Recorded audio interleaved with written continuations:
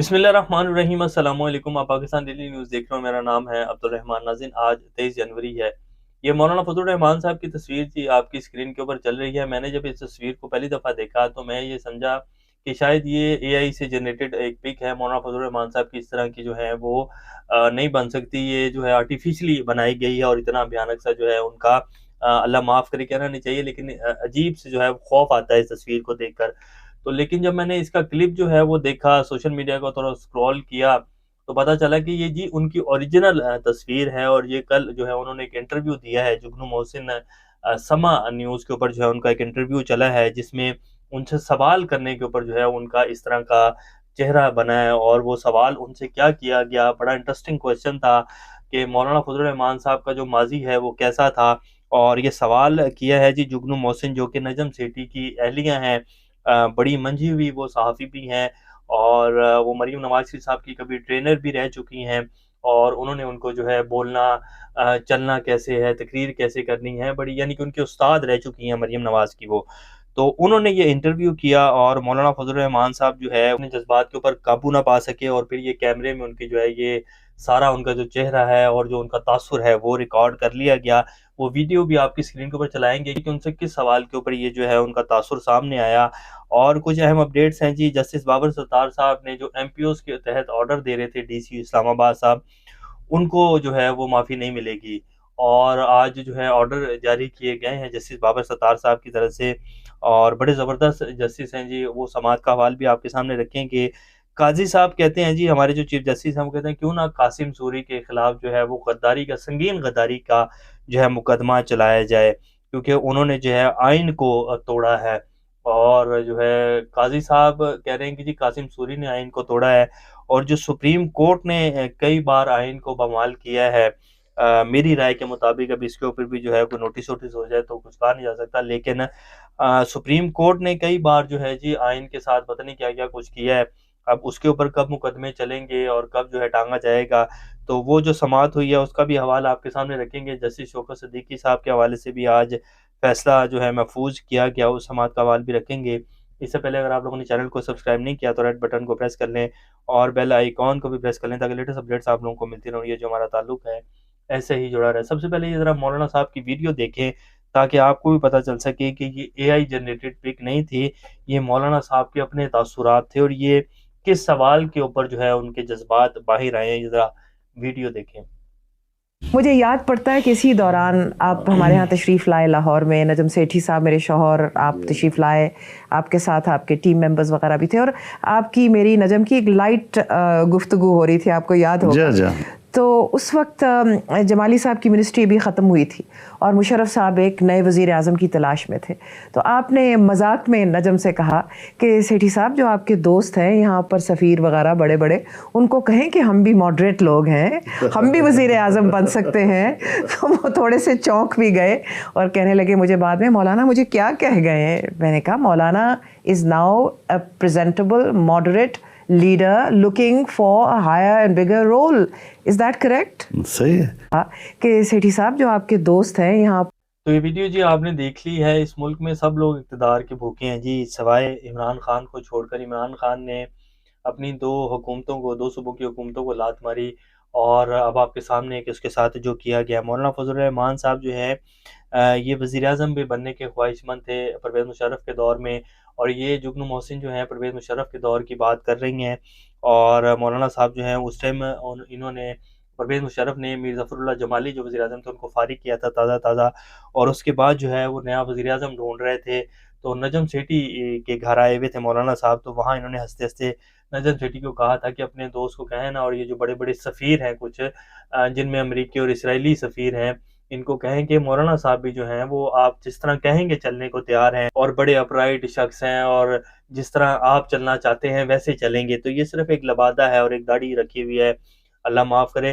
तो ये लिबादा है सिर्फ़ एक, आप मौलाना ना समझें। आप जैसे कहेंगे, जिस तरह के लिबरल बयानात, जिस तरह की पॉलिसीज़ कहेंगे बनाएँगे हम लोग, सिर्फ़ वज़ीर-ए-आज़म बनाएँ मुझे।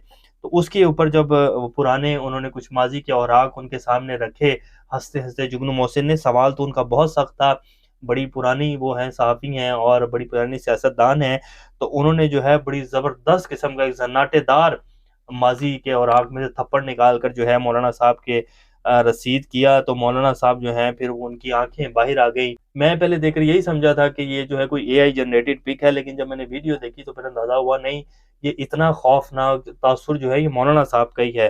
तो ये इसलिए जो है मैंने आपके सामने रखा है कि ये मौलाना साहब जो हैं ये सिर्फ़ लिबादा ही ओढ़ के बैठे हैं, और ये जो पीटीएम भी बनी थी ना, सारे मौलाना साहब भाग रहे थे, फिर मौलाना साहब से जो है सुप्रीम कोर्ट पर हमला भी करवाया गया, तो ये सब इनको यही कहा गया था कि जी आपको प्रेज़िडेंट बनाएँगे। तो अब जो मौलाना साहब नाराज़ हुए फिर रहे हैं ना, क्योंकि सबने छुट्टी करवा दी है, नवाज़ शरीफ कह रहे हैं कि आप सदर बनने की ख्वाहिशें हैं, मुझे तो अपना नहीं पता चल रहा है कि मैंने क्या बनना है। और ज़रदारी साहब तो खुद सदर बनना चाहते हैं, जैसे फैसल मामला साहब ने कह दिया है।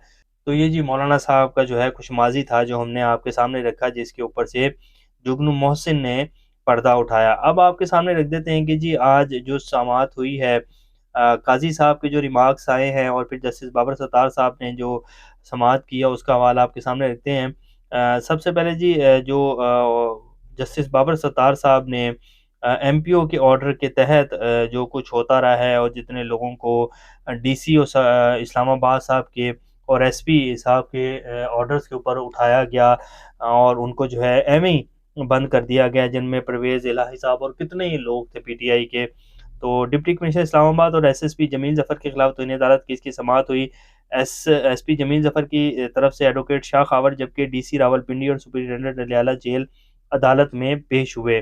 जस्टिस बाबर सत्तार ने डीसी रावलपिंडी और सुपरिटेंडेंट नडियाला जेल से मुकालमा करते हुए कहा कि रिकॉर्ड पेश नहीं कर रहे हैं, आप भी इनकी तरह तौहीन अदालत का सामना करना चाहते हैं, जिसके बाद एमपीओ रिकॉर्ड अदालत में पेश कर दिया गया। डिप्टी कमिश्नर और एसएसपी ऑपरेशन के वकील ने जस्टिस बाबर सत्तार पर एतराज़ उठाया। वकील डिप्टी कमिश्नर ने कहा कि प्रोसिक्यूटर ने अदालत में जो रिकॉर्ड पेश किया है इसकी कापी हमारे पास नहीं है, जबकि वकील एसएसपी ने कहा कि मेरी जानिब से भी एतराज़ है, अदालत के सामने रखना है और हमारी इस्तदा के केस किसी दूसरी अदालत को मुंतकिल कर दिया जाए। जहाँ इंसाफ होता हुआ नज़र आता है ना जी, वहाँ फिर जो है इस तरह के काम होते हैं कि जी केस किसी दूसरी अदालत में रख दिया जाए। जस्टिस बाबर सत्तार ने रिमार्क दिया कि ये एक सादा-सा केस है, जो कि रूल ऑफ लॉ का मामला है। इस केस को किसी और जज को ट्रांसफ़र नहीं कर रहे, आप दलाइल दें।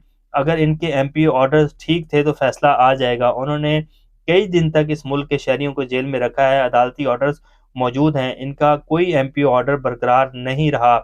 एडवोकेट शाह खावर ने कहा कि ये मुश्किल हालात में ड्यूटी कर रहे होते हैं और इन पर भी कई किस्म के दबाव होते हैं। अब कई किस्म के दबाव डीसीओ के ऊपर और एसपी के ऊपर कौन दबाव डाल सकता है जी, आप लोग खुद बेहतर फैसला कर सकते हैं।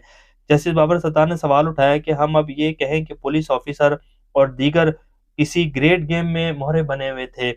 राजा रिजवान अब्बासी ने कहा कि ऐसा लगता है कि अदालत एक मखसूस ज़हन के साथ कार्रवाई चला रही है, जबकि वकील शाह खावर ने कहा कि इस अदालत ने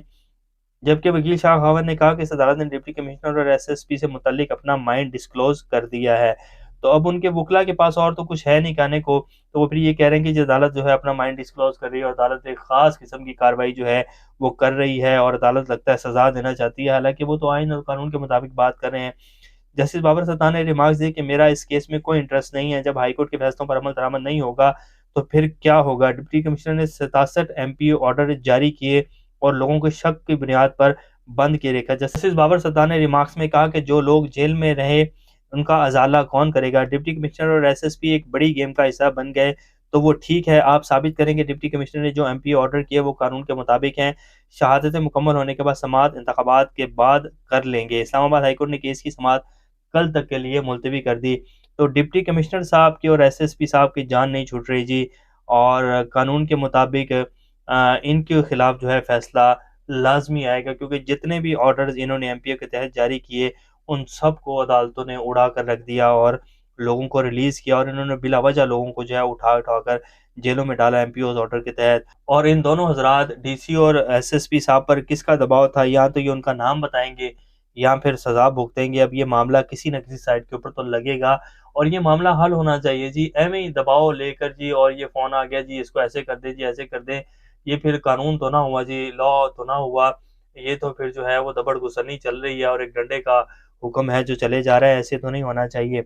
कासिम सूरी मुल्क में आईनी बहरान की वजह बने, क्यों ना इनके खिलाफ संगीन गद्दारी की कार्रवाई की जाए जी। आज कासिम सूरी के हवाले से एक मुकदमा लगा हुआ था, 5 जजेस ने उनके खिलाफ जो है वो फैसला दिया था और उसके हवाले से भी समाज जो है वो अब इलेक्शंस के बाद तक मुलतवी कर दी गई है। कासिम सूरी ने एक जो रूलिंग दी थी और फिर उनका जो स्टे ऑर्डर के ऊपर जो है वो स्पीकर थे, तो वो मुकदमा चल रहा है, तो उसको लेकर जो है काज़ी साहब ने ये रिमार्क्स दिए हैं कि जी क्यों ना कासिम सूरी के ऊपर एक संगीन गद्दारी का मुकदमा चलाया जाए। तो जब सुप्रीम कोर्ट ने जी 14 मई का फैसला दिया था पंजाब का और केपीके में इलेक्शंस के हवाले से, तो काज़ी फ़ाइज़ ईसा साहब जो थे उन्होंने वो कैसे जो है वो जस्टिस बंदयाल के खिलाफ जो है वो धड़ेबंदी हुई और फिर उनके फैसले के ऊपर अमल दरामद नहीं हो सका, तो वो भी संगीन गद्दारी नहीं थी क्या? जिन लोगों ने वो फैसला नहीं माना था सुप्रीम कोर्ट का, निगरान हुकूमतों समेत तमाम जो पीडीएम थी, उनके ऊपर संगीन गद्दारी का मुकदमा नहीं चलना चाहिए। और काज़ी साहब ने ये जो पाकिस्तान की करोड़ों अवाम से पीटीआई से बल्ले का निशान छीन कर जो है वो उनको महरूम किया वोट के हक से, तो क्या उसके ऊपर भी कोई मुकदमा नहीं बनना चाहिए? तो बहुत सारी चीज़ें हैं जी, आइन तो पाकिस्तान में बारहा टूटा है और बेबहा टूटा है। पिछले 2 से ढाई साल में अगर आप देखें, तो आइन के साथ क्या-क्या कुछ नहीं हुआ। तो अब कासिम सूरी के ऊपर जो है वो बहरहाल आप चला सकते हैं जी, आइन के मुताबिक कोई भी काम करें, लेकिन फिर ऐसा का वो इंसाफ़ नहीं होना चाहिए कि चूज़ करके इंसाफ़ कुछ लोगों को, जैसे फैसल वावड़ा साहब कह रहे हैं कि 6 को 9 कर देती है जब भी चाहें अदालतें, और 9 को 6 कर दें जब भी चाहें हमारी अदालतें, तो ऐसा इंसाफ़ नहीं होना चाहिए। 6 ही रहना चाहिए और 9 जो है वो 9 ही रहना चाहिए। तो ये जी हमारा अदालती निज़ाम है। अल्लाह पाकिस्तान का हमें नासिर हो। अभी तक के लिए इतने, अपना और का ख़्याल रखिएगा। अल्लाह हाफ़िज़।